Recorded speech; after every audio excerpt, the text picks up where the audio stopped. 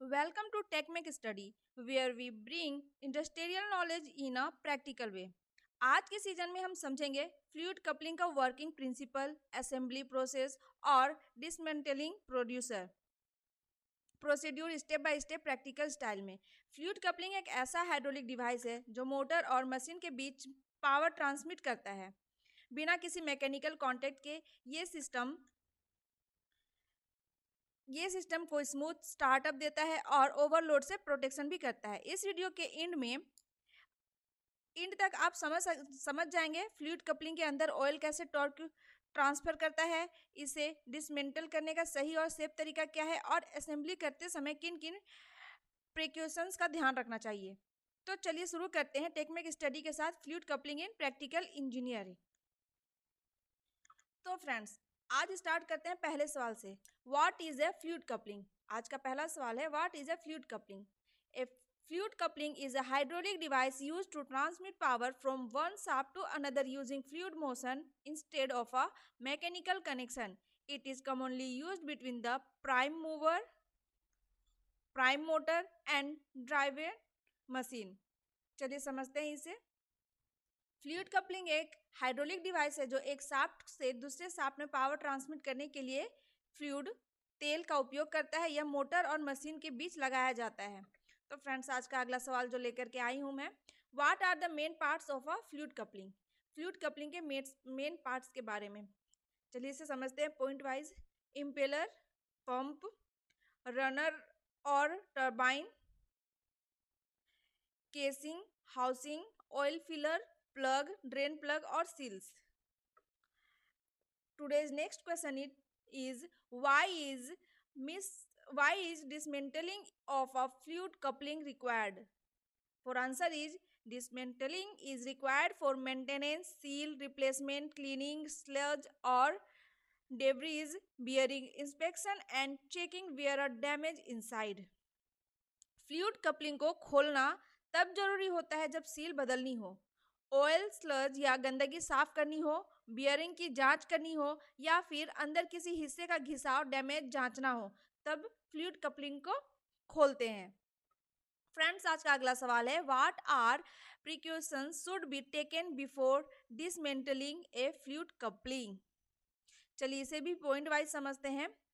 पहला पॉइंट है disconnect power supply बंद कर दे। Second point is drain all oil completely, सारा तेल निकाल दे। Third point is mark shaft alignment position, shaft की अलाइनमेंट मार्क कर दे। Fourth point is use proper tools and lifting tackles, सही टूल्स और लिफ्टिंग टैकल्स का उपयोग करे। And the last point is follow manufacture manual, निर्माता की मैनुअल के निर्देशों का पालन करें। आज का अगला सवाल है फ्रेंड्स, मैं बता दूं आज का ये जो क्वेश्चन है बहुत ही इंपॉर्टेंट है, ये लास्ट ईयर इंटरव्यू में पूछे जा चुके हैं। How do you dismantle a fluid coupling step by step?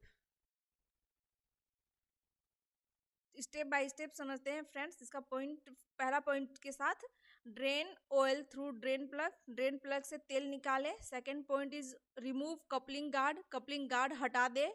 Third point is disconnect bolts between halves, दोनों हिस्सों के बोल्ट को खोल दे। Fourth point is separate impeller and runner carefully, impeller और रनर को सावधानी से अलग करे। And the last fifth point is remove seal and bearings if required, जरूरत होने पर सील और बियरिंग निकाल दें। मैं आपको बता दूं फ्रेंड्स, मैं ज़्यादातर क्वेश्चन जितना भी लाती हूँ वो सारे इंटरव्यू और एग्जाम से रिलेटेड रहते हैं, तो मेरे साथ वीडियो में लगातार बने रहे, वीडियो को बीच में स्किप ना करें। आज का अगला सवाल है what type of oil is used in fluid coupling? Fluid coupling में किस टाइप का ऑयल यूज होता है? यूजुअली टर्बाइन ऑयल और ISO VG 32/46 hydraulic oil is used depending on design and manufacture. आमतौर पर टर्बाइन ऑयल या ISO VG 32 या 46 हाइड्रोलिक ऑयल का उपयोग किया जाता है। यह डिजाइन और निर्माता पर निर्भर करता है। What are the common found during dismantling? Friends, इसे भी पॉइंट वाइज समझते हैं। ऑयल लीकेज, ऑयल लीक होना। सेकेंड, सील वियर, सील घिस जाना।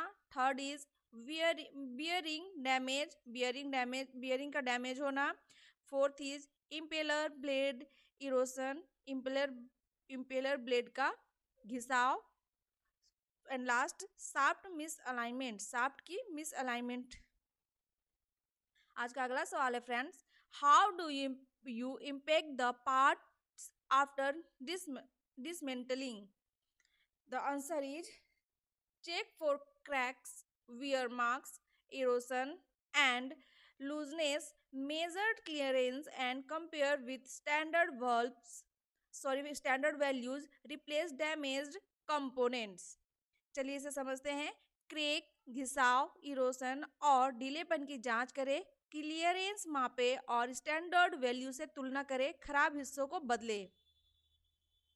Next question is what are common causes of fluid coupling failure? Fluid coupling के fail होने के कॉमन काउजेज क्या हैं? तो फ्रेंड्स इसे भी पॉइंट वाइज समझते हैं। First point is low oil level, तेल का स्तर कम होना। Second point is wrong oil type, गलत ऑयल का उपयोग करना। थर्ड इज ओवरहीटिंग, ज़्यादा हीट कर देना। Fourth point is miss alignment and the last point is poor maintenance, खराब रख रखाव के कारण।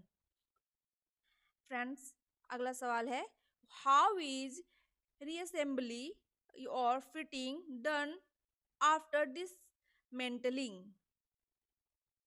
The answer is clean all parts, replace seal, refit bearings, align impeller and runner, tighten bolts to correct torque, fill oil to correct level. सभी part साफ करें, नई seal लगाएं, देन बियरिंग फिट करें, इम्पेलर और रनर को सही alignment में जोड़े, बोल्ट सही टॉर्क से करें, सही टॉर्क से कसे, सही लेवल तक ऑयल भरे। फ्रेंड्स आज का अगला सवाल है, what test are done after reassembly? इसे भी पॉइंट वाइज समझते हैं। पहला पॉइंट है run test for vibration and noise. Second point is temperature check. Third point is oil leakage check and the fourth point is speed and load test. Friends आज thank you मेरे साथ video में बने रहने के लिए। तो दोस्तों अब आपने देखा कि फ्लूइड कपलिंग कैसे काम करता है और इसे डिसमेंटल और असेंबल करते समय कौन कौन से स्टेप फॉलो करने होते हैं। तो मिलते हैं अगले टॉपिक के साथ अगले वीडियो में, तब तक के लिए नमस्कार।